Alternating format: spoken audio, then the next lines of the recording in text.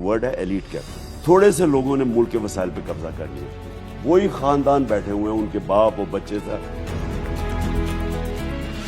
جمہوریت کیا ہوئی کہ وہی دو خاندان ہیں, ان کے بچے تیار ہوئے, ان بچوں کے بچے تیار ہو گئے.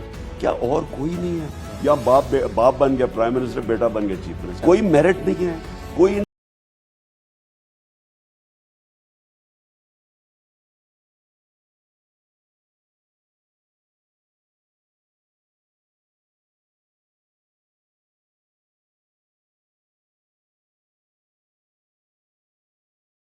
اور پھر وہ بیداری اس میں آ جاتی ہے, وہ پھر کھڑا ہو جاتا ہے. میں نے اپنی 26 سال کی پالیٹکس میں اور اپنی زندگی میں یہ پہلی دفعہ پاکستانی قوم کو کھڑے ہو کے دیکھا.